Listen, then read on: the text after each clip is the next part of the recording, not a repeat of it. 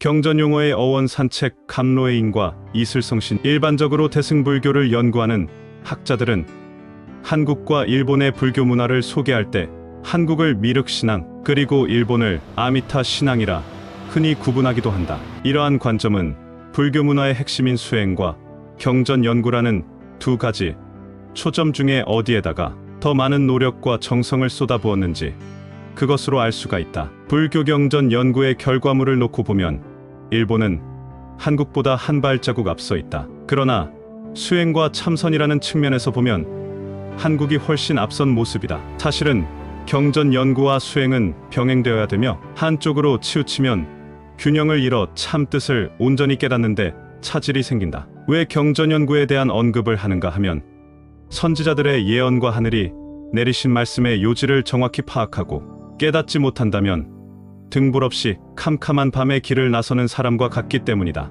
모든 경전에 공통분모적으로 예언되고 계시된 말씀의 핵심 용어는 감로의인과 이슬성신이다. 이러한 감추었던 진실을 깨닫지 못하고 제 아무리 수천 번 경전을 읽는다고 하더라도 참 진리에 이르는 길은 찾기가 어려운 것임을 알아야 한다. 이 감로라는 경전 용어의 어원을 정확히 모르고서는 어느 누구도 구원과 해탈의 경지에는 절대 도달할 수 없다는 사실을 경전은 말하고 있다. 그러면 이렇게도 중요한 감로의인과 이슬성신의 어원과 의미가 어떻게 세상에서 암시되고 통용되고 있는가, 그리고 경전 속에는 어떠한 의미를 지니는지 그 유래와 어원을 살펴보기로 한다. 감로의인의 어원의 유래와 해석. 먼저 감로 이슬성신에 대한 민중들의 통용적인 의미와 암시를 알아본다. 일본 사람들은 일상생활에서 예를 들면 무더운 여름날 피곤한 몸을 이끌고 귀가하여 사우나를 하거나 목욕 후 목이 말랐을 때에 맛있고 시원한 음료, 즉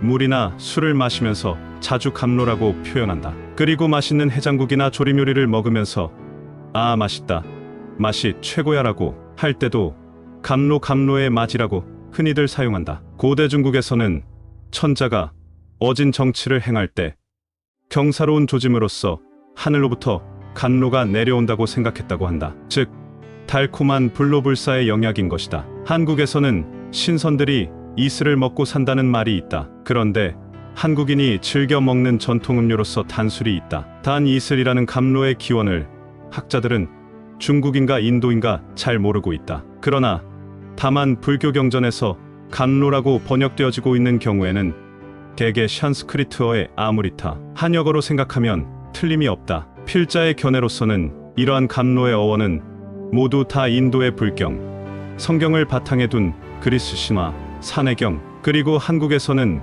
격암유록이 그 어원을 해석하는 열쇠라고 말할 수 있다. 그러면 신화와 문헌상의 감로에 대해 알아보기로 한다. 그리스 신화에 나오는 아무프로시아와 어원을 같이 하는 말로서 이것을 마시면 불로불사하게 된다는 신들의 음료이다. 원래는 생명력을 부여한다라는 의미였다고 언어학자들은 말하고 있지만 인도에서는 일반적으로 라고 통속적으로 어원이 해석되어 불사의 의미라고 한다. 재미있는 것은 똑같은 형식으로 분석되는 운명이 된다. 즉 이러한 형태로 해석되는 것이다. 또한 감로는 열반의 동의어로도 자주 인용되기도 한다. 불교를 감로의 법문이라고 부를 때 이 경우에도 불로불사의 시연인 열반을 감로에 대비 대응시킨 것이라고 한다. 그렇기 때문에 불교의 근본 목적이 법화경 보문품에도 나오듯이 바로 감로를 먹음으로써 번뇌가 없어지고 생사의 해탈을 이루는 데 있는 것이다. 불경상의 감로의인의 예언과 증거.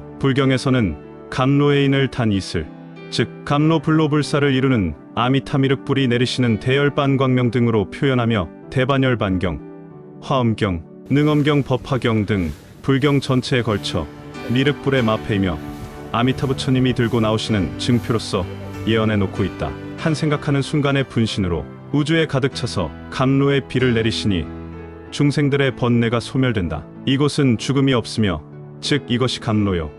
이 감로자는 즉 진정한 해탈자인 것이다. 석가세존이 48년간 설법 중 감로의 정도가 나와야 비로소 성불하게 된다고 하시다가 감로는 보여주지 않고 갑자기 열반에 드신다 하니 제자들이 몰려와서 감로의 정도를 설하여 달라고 간청하는 구절이 다음과 같이 소개되고 있다. 오직 원컨대 열애시여 우리들에게 감로의 정도를 보여서 지도하시고 세상에 오래 사시고 열반에 들지 마옵소서.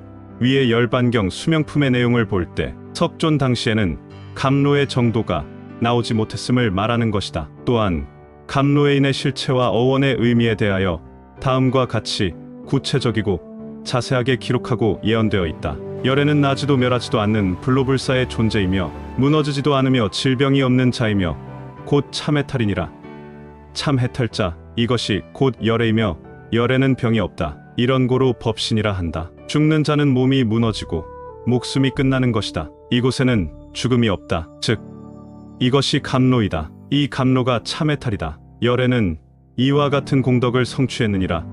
경전에도 기록되어 있듯이 불법의 근본 목적은 육체를 가진 사람이 늙고 병들어 죽는 고통에서 벗어나 참해탈 끝없는 쾌락 극락과 행복 속에서 영원무궁 불사영생함을 이루는 데 있다는 것을 새삼 깨닫게 하는 구절이다. 그 밖에도 법구경의 안녕품에는 생사의 고뇌를 벗어나고자 하거든 마땅히 감로의 맛을 알고 이를 먹는 데 있다라고 예언하고 있다. 감사합니다.